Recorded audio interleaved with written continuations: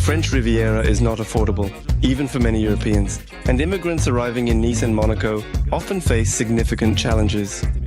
Today, I will show you how immigrants from the post-Soviet space, temporary relaxers, and even refugees live there. There have always been many Russian speakers on the Riviera, but in recent years that number has increased even more. We're trying to survive in the French and European world. We'll find out how much the guys spend on living and what they sometimes have to eat. Everything's in order.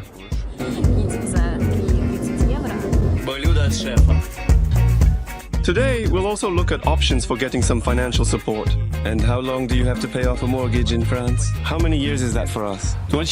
They don't return 80% deposit. Water conservation since there's little rain. Fine of 1,500 euro. Nevertheless, we'll find out how the kids are having fun here and whether they want to go back to Russia. Petersburg isn't asking for it. We'll also ask if it's hard to fit into French society. They're nationalistic, I guess. They only love their France, and that's it. A guy tracked me down by the flag here. In the evening, I'm going to check out the prostitutes. Let's hear your story a bit while we head to the brothel. And I'll ask what our decent girls are suffering from here. We're just dying here from this pressure. From sexual tension. Do you promise to find out? Then we'll ask our guys if it's really possible to meet a local girl without knowing French. Have you met any French girls? Yeah, I have met some, actually. So what don't our girls like about the French? When you're invited, usually the guy pays. Very gay, well done. So, work more clearly with Europeans, while relationships and friendships are with Russian speakers. Relationships are with Europeans? There will be a lot more interesting stuff, so subscribe to my YouTube and Instagram, and let's go.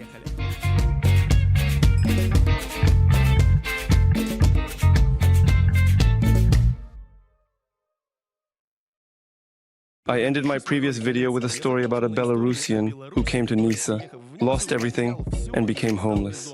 If you haven't watched this video yet, you should definitely check it out. First, you can find it through the link in the description. But still, the French Riviera has all sorts of wonders, and even fairy tale stories. Asha left Odessa at the start of the war, and after a lot of stress and turmoil, she ended up in France, where she lives in a luxurious villa at an expensive resort, and it's completely free. My room here is, in fact, in reality, the former office where the sofa unfolds, so you can see it. Wow, you just fold out the sofa, right? It's not mine, it's a shared one, really big, yeah. What did you come with? What kind of bag have? With this little suitcase. And also with one big suitcase. So I got ready. While the owners are away, Asha is in charge at home and is giving me a short tour. In the courtyard, there's a fountain, pine trees and olive trees growing. But what impresses the most is the view of the sea and the mountains, along with the luxurious pool that Asya is still a bit shy to use.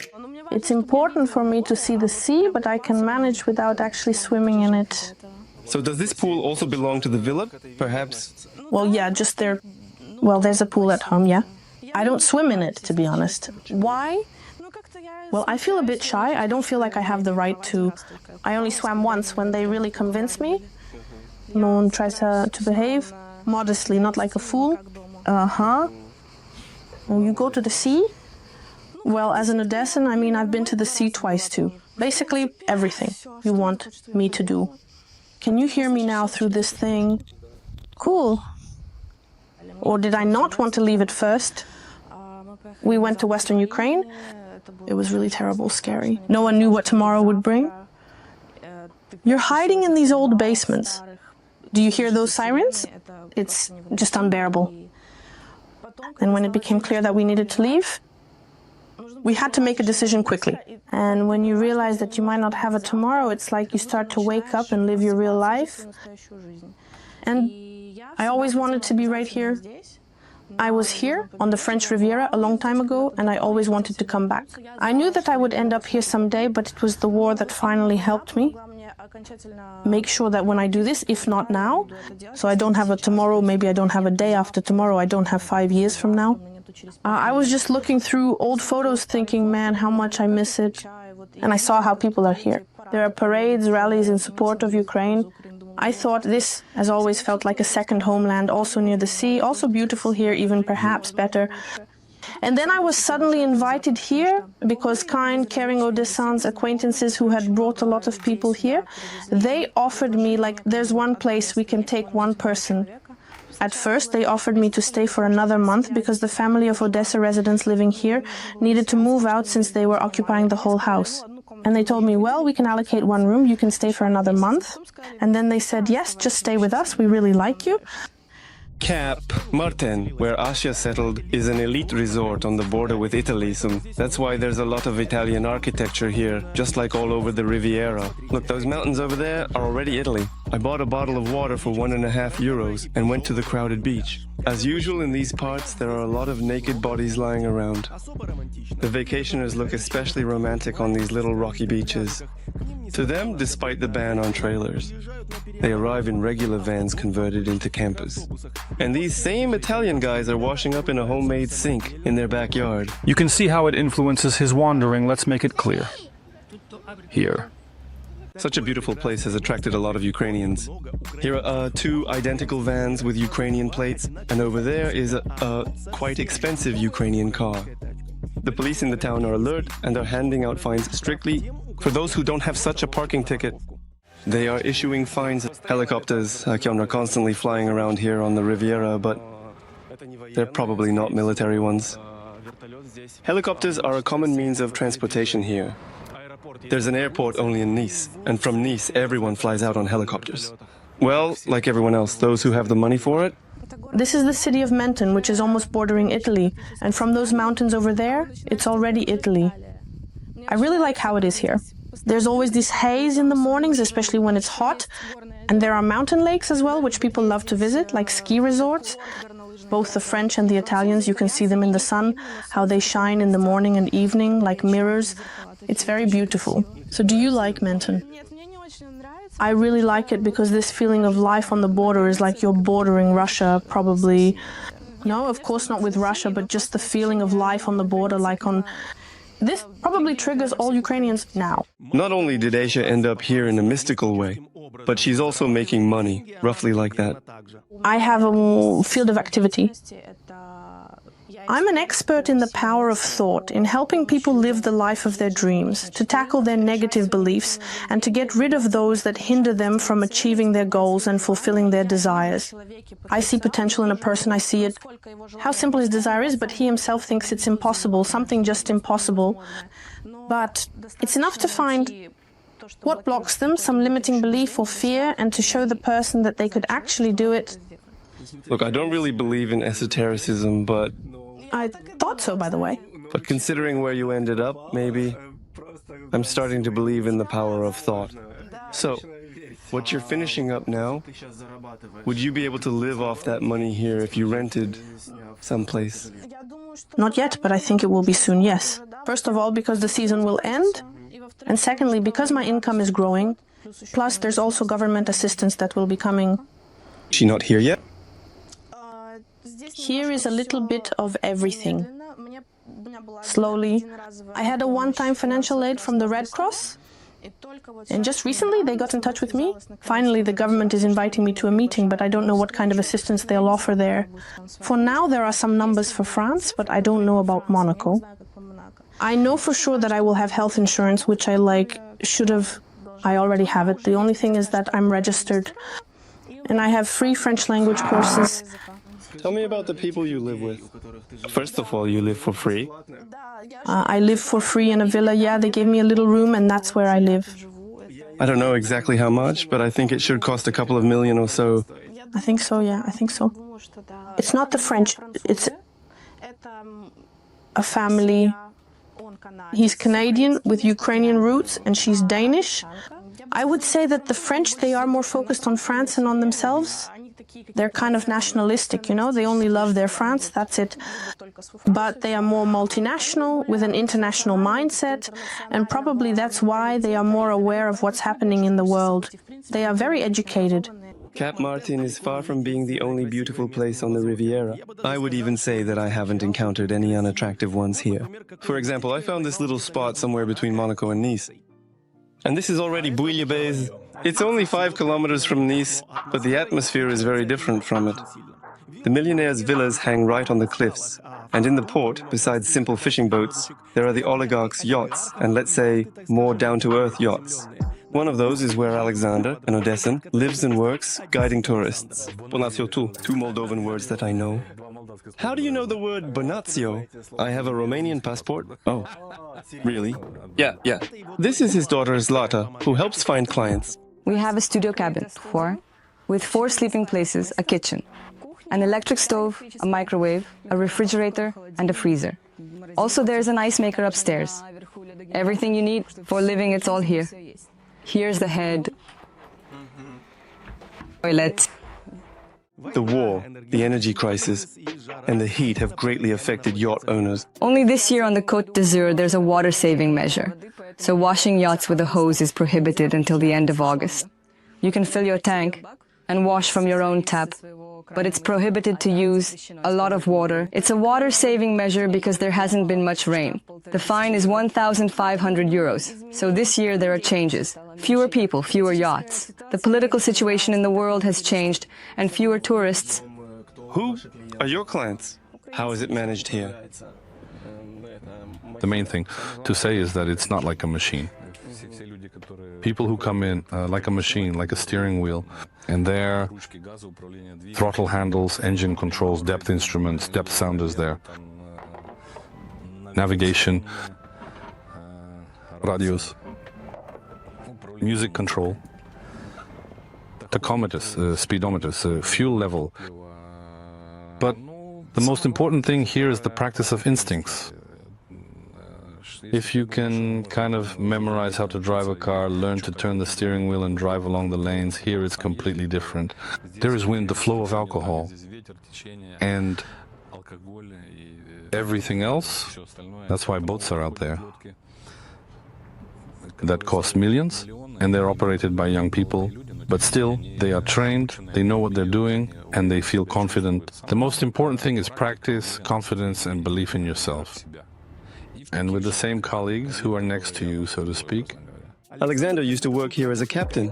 After years, I decided to come back, but for a long time this time. Found ourselves here before recent events, before the war, and understanding that, as participants in the events of 2014 in Donbass, it was clear and understandable what will happen. I took my family, the kids, and we made the decision, I have to say, to leave the land and live on the water.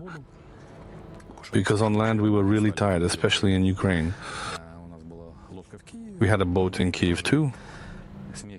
Laughter and joy brought to people. We took them out on the boat and we bought a boat and moved here. Well, I settled here some time ago. This is the best place on earth in the world. And why specifically Bula? Bula because we were given a summer mooring for the boat here. In general, we stay in Nice during the winter. My daughter studies in Nice.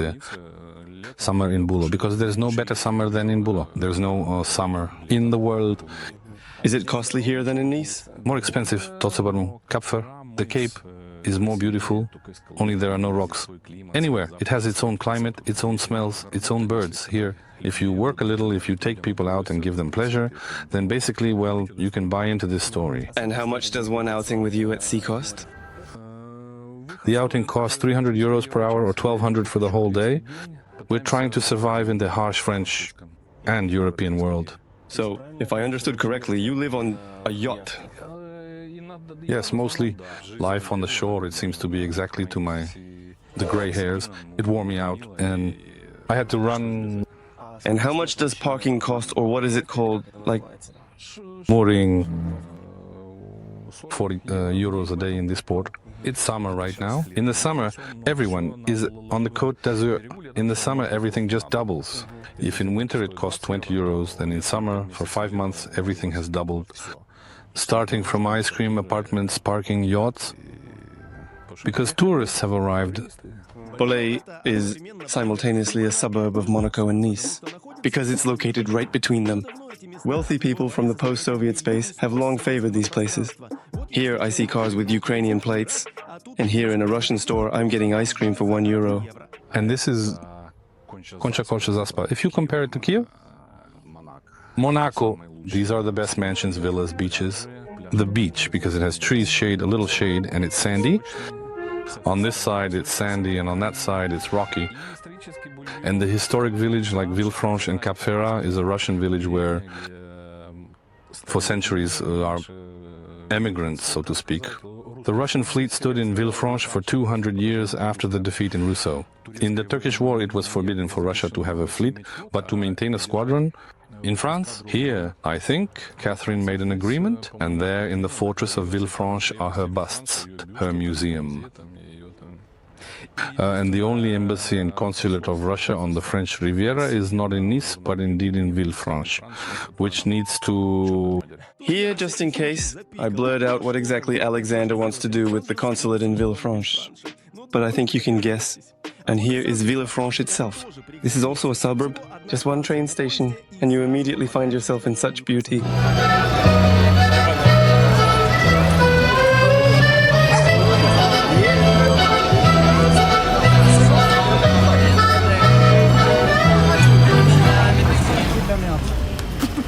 A person accidentally wandered in trying to turn around. I stepped out of the old town and immediately found myself on the beach. Here girls are making TikToks, crabs are crawling underfoot, and rainbow yachts are floating in the water. Very gay, well done. There's only one small supermarket in the city, and it's not always open. By the way, there's a Romanian woman working here. Right at the entrance, there's a machine that squeezes orange juice, and it's not a shame to do this every day. Well, it's not as regrettable as on the Kop, probably. To escape the heat, we jump into the water right from the promenade. The water just holds me. I'm not flinching. The air. Along these little streets with balconies and houses right on the cliffs, Andriuka walks home from work. Every morning, coming back from the night shift. Everyone here takes photos. Yeah, and he still can't believe his eyes. Every day you walk by, and every day you can't take your eyes off this beauty. It's just incredible here, some kind of magical place. I really like it here. And just imagine, we just came out of the sea, walked less than 100 meters through the old town of Villefranche, and behind one of the unremarkable doors between cafes and souvenir shops is Andriuka's apartment. And he rented this not exactly the smallest studio for just 550 euros. You could say he got lucky because he rented it off season. Here he shares an omelette with his buddy, splitting it in half. Dish from chef. I think I found the apartment myself here. Just got lucky. I was looking for a job in Villefranche and found work at a little restaurant related to cooking. And the director tells me if you want to work here, you need to... We lived here as it was hard to reach Nice. In the studio, there's a small bachelor kitchen and a mattress. The windows overlook the busiest part of the pedestrian zone. And here's what's down there. They don't disturb your sleep at night. So are all these drunk English people. Actually, they disturb those who... They work at night and during the day, resting like I do. Because if you wake up like a normal person at 7, 8 o'clock, then people are just leaving for work. And here some kind of movement begins. Tables, tourists. But since I get home at 5 or 4 in the morning, I go to sleep. And at 9 o'clock, the bells start ringing, even at 8. And people begin to take out the tables here. Nearby, these little cafes and restaurants are quite noisy. Andriuka came to the Côte d'Azur as a DJ, and for one event he gets at least 500 euros. He brought equipment from Moldova and hosted a few weddings. When a free minute comes up, he improvises for his own enjoyment.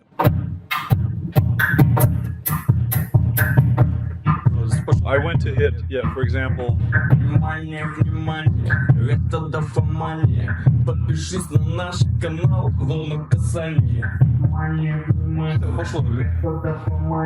Это все зациклилось.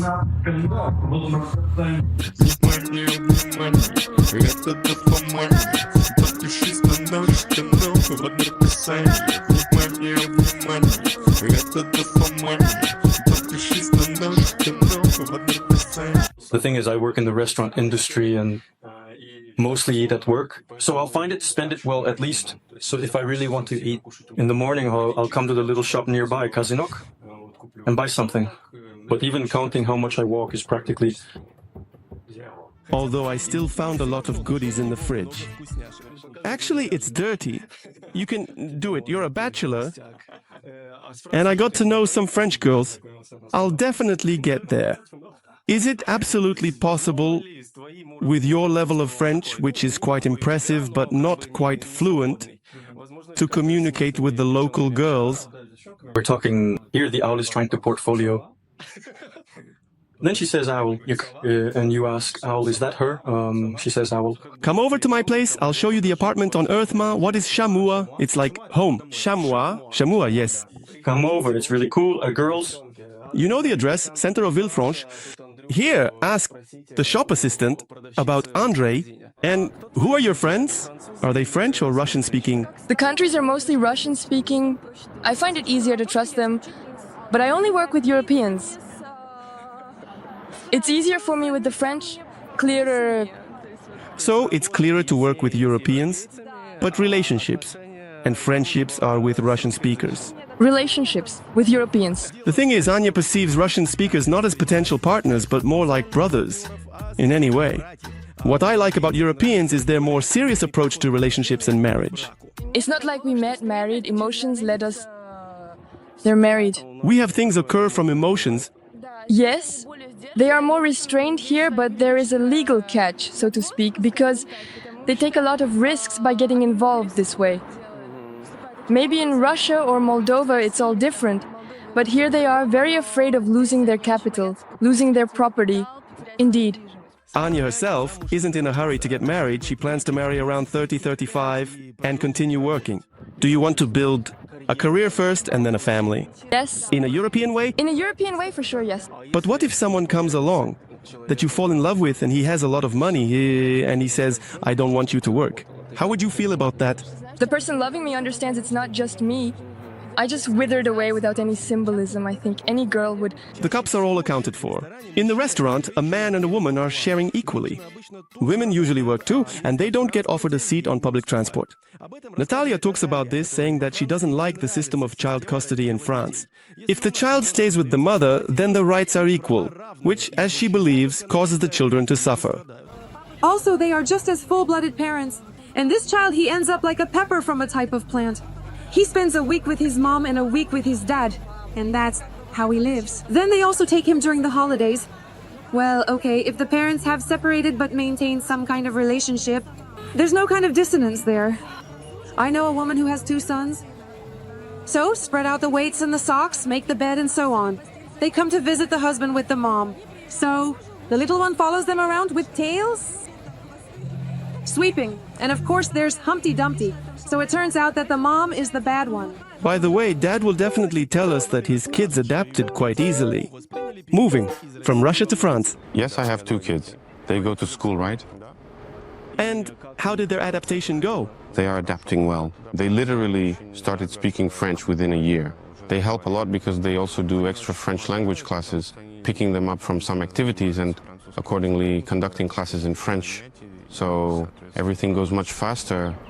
French classes, so everything goes much faster. Russians in general, Russian speakers. There are a lot of kids here, let's put it this way, not just Russians, but Russian speakers, because everyone is from different countries, different origins. In Igor's school, they only pay for the children's lunches, and they adapted among their French classmates quite rapidly, such as very quickly. They are happy, swimming, enjoying, having a good time. But doesn't want St. Petersburg. He doesn't want St. Petersburg. Igor has relatives living here, and for 10 years in a row, he used to come here for vacations, and a year ago he decided to move here, completely. To work in France, you need to sign a contract with a local company, which is difficult. That's why Igor works as a sales manager for a Russian company, remotely. I have a visitor visa, and I don't have the right to work here at this current moment. And how long can you stay? I can definitely stay for a year and extend it for sure. So, with the recent events, are there any complications for Russians here in France? Well, the problem is right now, getting paid because I receive my salary in Russia, and it's hard to transfer it since everything is closed. Igor likes that it's warm and green here even in winter. It's always sunny here in this beautiful place, unlike St. Petersburg, and that's great. Then there are good and picturesque mountains nearby where you can also go hiking. There are some small downsides, but he's getting used to them. Who works 24 hours in Russia? Everything closes here on Sundays, so actually everything is closed after lunch. Well, again, that's all. Not as important, not as critical as the atmosphere itself. the weather itself. There's a sense of freedom, a kind of calmness among the people here. They're not nervous, very respectful. On the roads, they really respect you and always let you go. Igor increasingly rarely thinks about returning to Russia, and this is not in his plans. The main thing is that the Russian salary is enough to live on the Côte d'Azur. No matter where you move, you'll always want to go back for a while. Well, the pros will still outweigh the cons. But again, if there is not enough finance here to support yourself and your children, then maybe this will happen as a reason to return. So now there's no such desire. Is life much more expensive in general compared to Russia and St. Petersburg? Well, of course it's more expensive because, first of all, it's a resort city. To understand a bit better what the prices are like in Nice, I'll show you a supermarket. A regular loaf of bread costs €1, but here a crispy French baguette is just 75 cents. Here are the shelves with cheap products. Everything is €1 and €2. They sell pancakes. Here, and relatively inexpensive salmon. Juice, if you look at the cheapest option, 2 liters will cost just over €1. And in this row, there are products from different countries. The stand with Russian products has clearly emptied out, but there's still something left. And specifically, there isn't much Russian stuff here. For example, there's Georgian ajika, Romanian beer, and a lot of German products. Let's go back to visit the Moldovans to talk about housing. In Denis and Oksana's apartment, there's a living room, a bedroom, and a huge terrace where the guys often have barbecues. In Nice, you can't have a terrace. It's a sin, as they say. So I don't envy those people who don't even have a balcony. And this barbecue is often in use, often for many hours in a row. The last time was until 6 in the morning. The neighbors of the guys are mostly French. Most of the French, since it's a quiet, peaceful area and everyone is trying to get to the center, but it's not that great in the center. It's cooler to be somewhere on a mountain, a little further from the center, somewhere a little further from the center. Less traffic, less. It's a polar opposite, as they say. Pollution, yeah, the air is cleaner. We took out a loan because the rent for the apartment was more expensive than the monthly loan payment. So we didn't think long and went ahead and bought it. So it turns out that they pay less and are also buying their own apartment. The truth is, you won't be able to do that without a local work contract. It would cost at least €900. In this area, because the area could... the loan for such an apartment costs about 750. So you're paying this money? 750. Да. На сколько лет это? 25. 25 лет. But time flies quickly. It's already been 5 years. I didn't even notice it. I hope 25 years won't go by too quickly. What I mean is, well, okay, even if you think about moving out, you'll still rent it for 900, so you'll still be in the black and your apartment will be paid off. Yes, it will be paid off. It will cover its taxes, everything that's needed, utilities. So we will break even. In Nice, I met not only people from our regions. Here you have a Chinese guy named Maxim, and he speaks Russian. He has a Chinese name too, but he only uses it with Chinese people. At first, his parents sent Maxim to study in Moscow, then to Nice, to look for real estate here and to move their capital out of Russia. He got a sedan to make it easier to communicate with people and meet new ones. Because the ruble has suddenly risen sharply, it's very profitable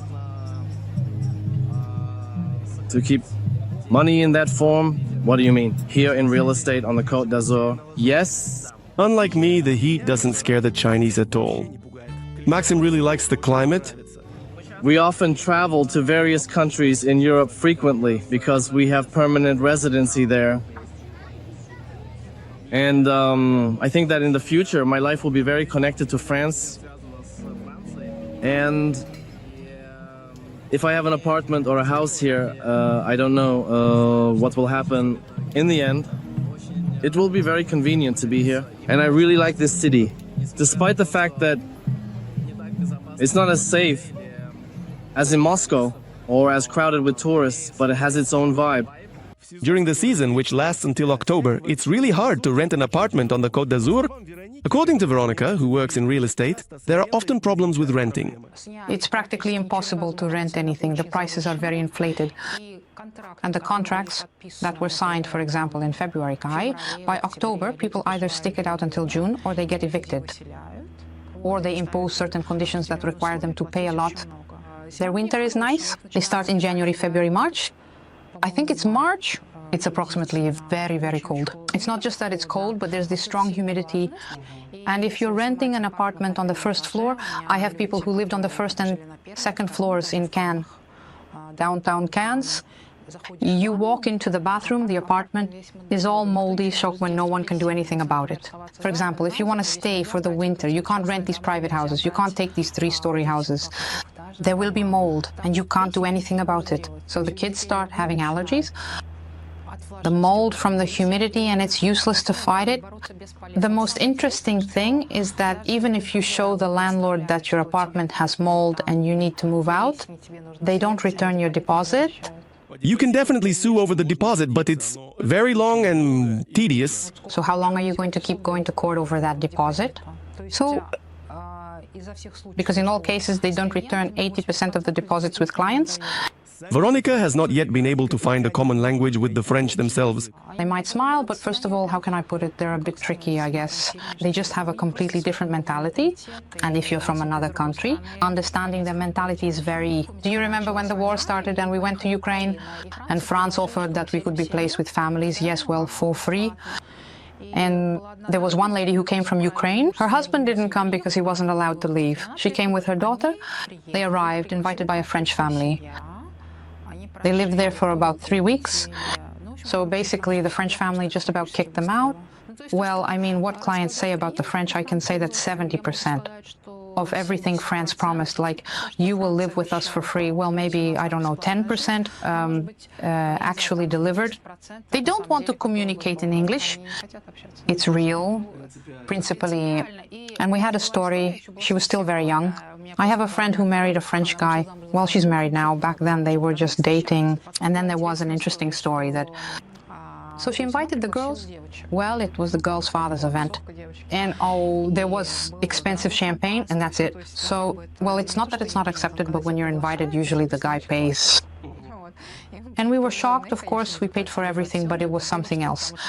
Because if we went out with my boys or with some other guys, we paid for dinner, that's it. It was something incredible. It was another one of those check marks.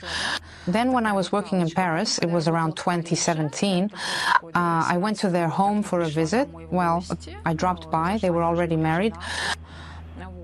There was also an interesting story where we were sitting at the table and he understands everything perfectly in English. He knows that I don't speak French. It's really rude. When you're sitting at the table and you're inviting guests and you're doing certain things, when you start speaking French, it feels like you're starting to serve. They have this aspect that they absolutely don't like. Ukrainian Nastya doesn't know French, but in her scientific community, everyone speaks English. Yes, we have an international team. And by the way, there's only one girl from France in the team. So we have 3 Ukrainians, which really makes my adaptation easier. They help you if something happens. Of course, of course. Plus, we have 2 Romanian girls, one of whom is my supervisor, a professor. Yeah, that's right. There was an Italian guy, he left us 2 weeks ago, and still they're not native speakers. Everyone's English is very simple, so I can communicate with them just fine. It's all present simple. The whole conversation is going on. Do you know what they're called? The 7 types? Of course. It's the same everywhere, the rest is just by finger. Carefully pour that in here and over there, gently into the flask. Well, I'm using those, they're still like formulas. Nastya often goes to the beach after work and on weekends goes hiking with a group of tourists where her English is also enough. It's really just a mix of different people from different countries there. There are only a few French people there. As I understand it, the French here kind of hang out with their own. Those who grew up here have their own social circle, and immigrants try to stick together somehow. In general, France isn't a very English-speaking country, but you still... an accent in English? Yes, first of all, at the English Institute, it's enough to work and communicate like this, because a lot of classes there are conducted in English. There are a lot of foreigners. I have an international team. In French, I wouldn't be able to communicate with either an Italian or those Ukrainians or Romanians. This is English. Your situation is certainly really out of the ordinary. And even if on hikes I go again, it's groups and it's also English because everyone is international. Outside the institute, of course, yes, you need French. But they say that every year more and more people here speak both French and English. And basically it's considered that an educated person here who has a higher education speaks English one way or another. English is still such an international language. Do you allow the chance you could move to another country? I don't rule anything out after February 24th. Anything is possible. If we're talking about Denise and Oksana, their circle mainly consists of French, Moldovans and Russian speakers. There have always been many Russian speakers in the Azure, but now in recent years it's become even more. We came as students to the French language department for foreigners. My first job in France was delivering poultry. When I went there, I hardly spoke a word of French. So it's a foreign city, a foreign country, a foreign language. I had to do the delivery. On a moped? On a moped, of course, always. I've been on a moped my whole life. Everyone who knows me can confirm that. There were even situations when I couldn't find the address, let's say. I called the client. He explained very clearly where his house was. But I said, thank you, merci, and I didn't understand anything. And I waited for someone to walk by on the road so I could ask, show and inquire. Yeah, so you see, that's the story. But over time, since Romanian is in the same group of languages as French, it really helps us a lot. And in fact, quite rapidly, I learned the language. Only by spending time around French people can you quickly, correctly and effectively learn the language. We continue to speak to each other in Romanian or Russian. That's right, yeah, but I only spoke with her in Russian like once a day. Everything else is work, the work of the school, friends. I had everything in French, so I learned very quickly. In terms of the percentage of my outings, it includes someone who speaks Russian. Constantly, very much. This Russian woman, Christina, talks about how she encounters Russian speakers everywhere. She's excellent at English and even makes money from it. She successfully sells teaching materials to teachers and conducts online courses for those same English teachers. So, does what you earn cover your living expenses in Nice? It's enough, but the standard of living, of course, is nothing like in Luganechensk. It's like not even once. Well, you fell incomparable things, yeah. Christina rents a room in an apartment for 400 euros a month, but the government compensates 150 of them, as for a student. She spends about 200 to 300 euros on food. When school is over, the visa will be over too. So, the most an obvious way to find a job here. Yeah, I don't want to look for a job, even if there were no options here, because I already have a job. With your income, you could probably find a country with a similar climate, about that, but 3 times cheaper. Most likely, yes. Friends, do you have any here? I'm really lucky with my classmate. Here's my classmate. She's from Russia, she lives here, she teaches English. In general, there's a lot to talk about. So, we go ask to the pool and the student cafeteria together. We eat for euros? And do you perhaps by any chance talk to other students? Well, these are the students. Does anyone else go to the cafeteria besides you? They go to the cafeteria, but we don't approach them. Conversations. And so. Bye. Buddy, I go to the university once a week too, and there you can just go up to someone in the cafeteria and say, like, let's be friends. Yeah, strange. Yeah, let's do it. I'll eat a cutlet and then we'll be friends. As Christina assures, getting into a university in France is very easy. Moreover, for some majors, just knowing English is enough, and the tuition fees can be very low, as little as 300 euros a year for a master's program. At the same time, with a student visa, you are allowed to officially work up to 20 hours a week. 300 euros a year? So, is it free? These 300 euros are a fee for student life. Insurance in general, things like this are not considered tuition fees. And how much do you pay? I pay 1,500. Sitting on the beach, Christina is surprised that people are sitting right on the rocks. She gave me her fan, saved me from the heat. How can you just sit on the rocks like that? My back is going to break. I checked on this person a bit early and he looked at me like it wasn't too hot. And he didn't seem comfortable with my opinion. I try to go out during the day. Without the fan? Yeah, I never go out without a fan. I'm still hot, even though the sun is already out. I'm sweating too. Yeah, I do. Yeah, that's why they say that this is abnormal heat. They say that it shouldn't be like this. They say it can be this hot like this. Well, 2 weeks, well, 3 weeks. It's been more than a month, and the locals are shocked themselves. Because what we have in the global budget. Christina is from Blagoveshchensk. It's close to China. Right now, there's an 8-hour time difference between her and home. I've only been to Europe and Spain, back in 7th grade. But it's just too far from Blagoveshchensk to Europe. Even though China was right next to her, she didn't settle in there. In France, it's more comfortable. In China, I felt like some kind of monkey in a circus because I stand out so much. People want to touch my voice. They all wanted to add their local WeChat to it. Let's take a walk around Nice. I love this. Look, the kids are splashing in the fountains, the parents are sitting in the cafes, and that's Notre Dame. Yes, that's not just in Paris. You often hear that Nice is a dirty city, but still, for example, the water in the puddle. Look how clean it is. There's a lot of interesting stuff in the city center, but I usually set up meetings at this spot. Here stands the Apollo fountain. It was built in the 1950s and there are a lot of naked body parts, which is why it was already controversial in the 1970s. After the protests from the local residents, it was moved to the stadium, away from people's eyes. After 37 years, they returned it to its place and now it doesn't bother anyone at all, not even the Muslims. Can you imagine how much morals have changed in France? The worst thing you can do while walking around Nice is to start translating prices into your own currency. For example, water in the center of Nice costs 2 euros. That's normal. I drank something like that yesterday. It's no different from ours, but 10 times cheaper. But I just found a little shop, and it's 1 euro. That's not bad, I was happy.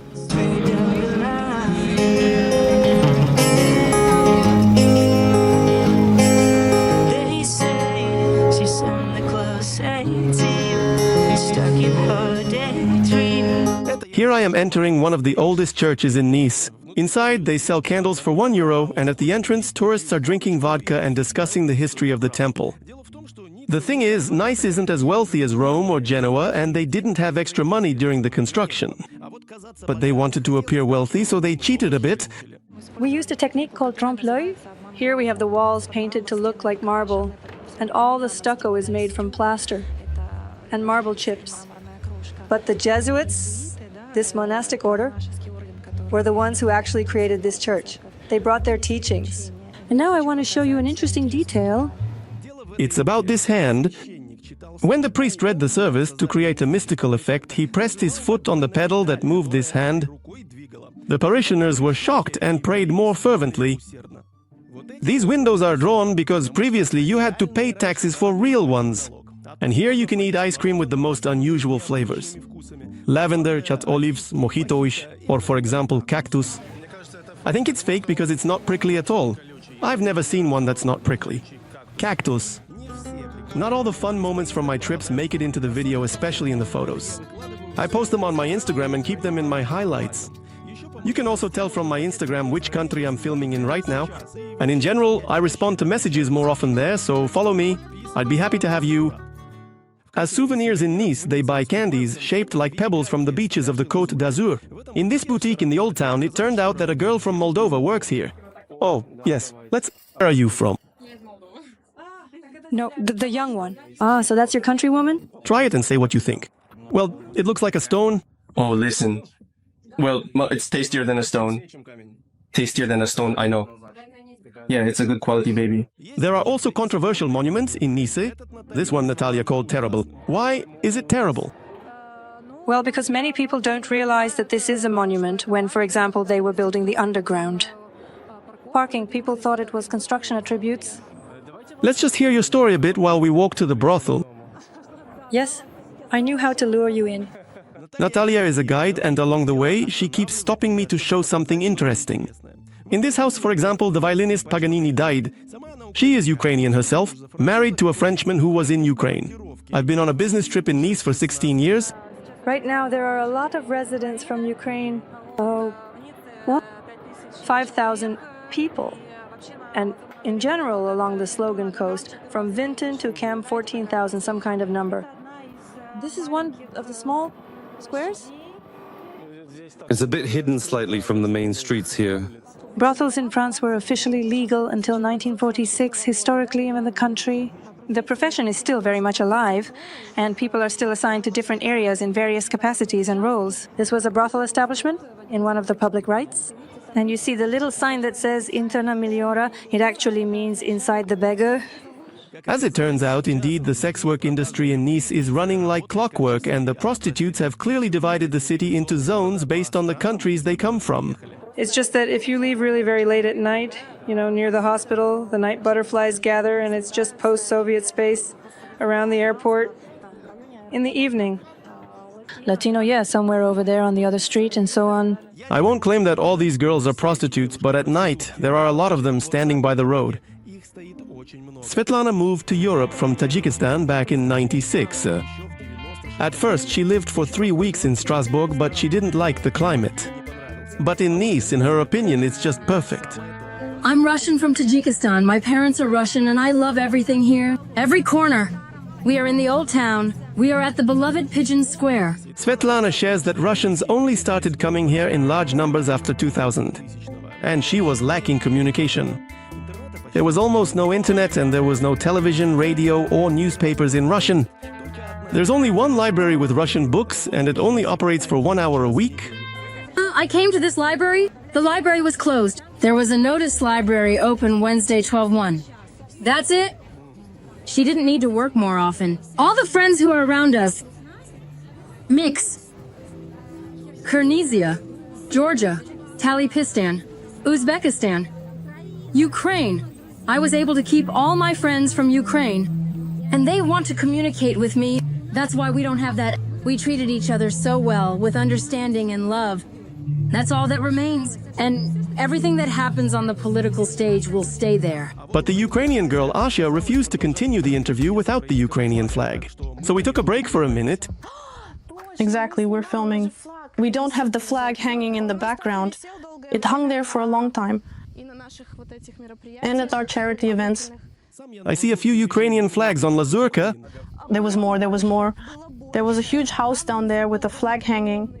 Then for some reason they took it down. We also took it down. To be honest, I'll tell you, a guy tracked me down by the flag here. What does he want? A guy tracked me down here by the flag. How did he track you down? There was a young man living nearby who wanted to meet me and once saw me. Somewhere along the way, he figured out by the flag that I live here. Or he saw me and came to my place, and then he wrote that he solved it by the flag. And it scared me that I immediately came and took down the flag. Why did it scare you? Well, you know, because I honestly and truly didn't like him. And that kind of introduction was also creepy, very much so. By the way, there are this kind people. What do you mean, like, to you, they write, damn, we're at war, and you're in such a villa? No, nobody writes me anything like that. Maybe it's because I don't have that many followers yet. But none of my friends ever told me anything like that. On the contrary, everyone is happy. And probably because that's why it's not that I forget about Ukraine, because every day we do something in terms of this charity work. I understand that even here I can be of more help. Like all other Ukrainians, the war turned Asha's life upside down. But she pulled herself together in a remarkable way and assists other fellow countrymen by providing something like psychological counseling. I was working a serious job, and when the war started, I and all my colleagues, we just started doing volunteer work, focusing on the war, searching for metal for hedgehogs, buying bulletproof vests, medicine, well, everyone really.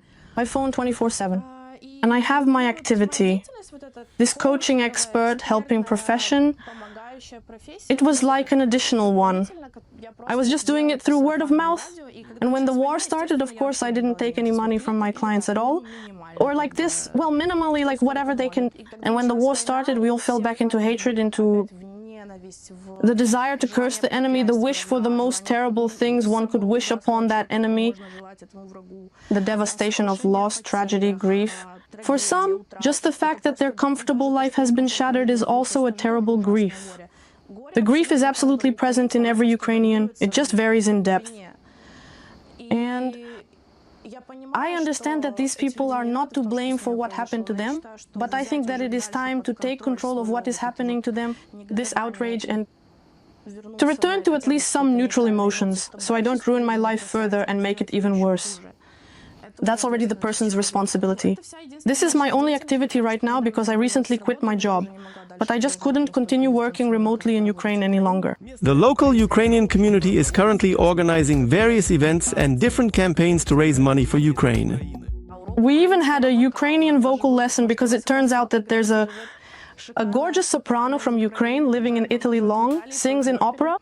And the lesson with her cost a considerable amount of money, and we raised money, and we bought a vehicle for the front lines, an encephalograph, binoculars, a thermal imager, a lot of stuff like that. Is it all here in your little region or in Lazerke? Well, actually, that's all. I don't know. I can't tell you for sure. It's all Monaco. Right in this living room, Ukrainian volunteers were raising money by selling mugs and handing out flyers. Here are mugs that were custom-made and brought to us from Denmark, and we sold them.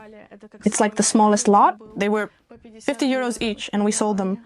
I have a status of temporary protection, not refugee status. This definitely gives me the right to work here, so I don't need a work visa. This makes a number of bureaucratic moments much simpler. Even though everything is generally okay, more or less. Everything is here. You like it. She showed me the antidepressants at home. I didn't want to show them. Is it really me then? How did it come to this? Oh, I've really hit rock bottom. I'm a cow of life. Everything piled up for Nastya all at once. War. I fled from home for the second time, my mom's health, losing my business, mom, and adapting to an unfamiliar country. For a while, she cried every day. At one point, the manager asked, "What's wrong with you?" She noticed. I just broke down. I had a meltdown. Natalia forcibly took Nastya to a psychologist, where she was prescribed strong antidepressants. Sometimes I walk around smiling. They ask me how I can say that I'm smiling. I can't explain it. I don't know. That's some kind of inadequate behavior. No one from Ukraine has visited Nastya yet. They can't. I have a dad and a younger brother who are the same age. They can't leave Ukraine. I was hoping that during the vacation my mom would come to visit. But my mom had a stroke just before the war. And right now she just isn't able to go anywhere. But I hope that at least she'll come to visit here, because it looks like I'll be here for a while. She has tennis courts and a movie theater right outside her window, where, of course, all the movies are in French and Nastya doesn't go there. And this is a package with the pictures she painted back in Ukraine. They only sent it a couple of months later. These are my works from Kharkiv. And there's something that I've already painted here. But this is exactly the folder with what arrived. I plan to sell these works. I was literally painting this unfinished girl just before the war. This is my favorite Kharkiv. This is Popasna, in the Luhansk region. Well, for now, I'm from Popasna, yes. I lived there until I was 18. This is the city center. I think I'll finish it soon since it's vacation. Right before the war, I just sat down and drew a dove of peace. Love and something not so good. Despite the war in Ukraine and the sanctions, Russian students in France are not being restricted for now. On the contrary, they even provided assistance when they faced problems. It would be possible to get some financial help for the first time, because people's cards got blocked and there was no way to pay. And they also said that we understand that this... Not yours, you already... They gave you money. Well, you could have received it. How much? I didn't receive it, but I think it was like 500 euros. I came to this hotel on the Nice waterfront specifically to reminisce, since a couple of years ago I stayed in an apartment with windows that faced right onto it. Last time, 5 years ago, I lived right behind the Negresco Hotel. We rented a studio for a month for 700 euros. I think it's more expensive now. Well, it was like muscle memory. I was going home.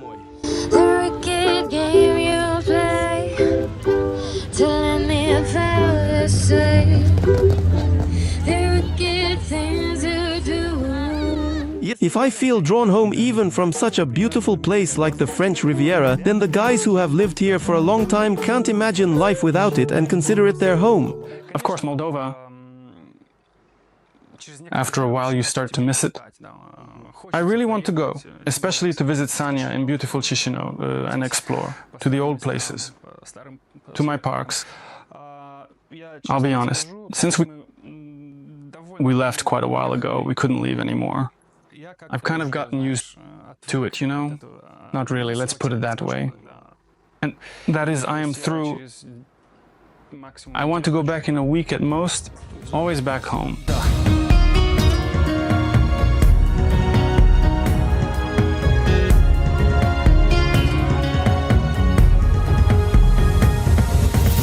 Yes, in Nice I encountered the toughest checkpoint of all the checkpoints, which I went through. This year I visited 8 countries probably, and I took cream with me to all these countries. Sunscreen. It's very symbolic, because here in Nice I got sunburned for the first time this year. Even during the departure, every second person was sent for additional screening, and they thoroughly checked all my tech too. I'm not bringing back any souvenirs, so I'm flying home with just a ton of great video material. Don't forget to subscribe to my YouTube and Instagram and check out the big episodes on the Vova Karmanov channel every Saturday morning. Bye.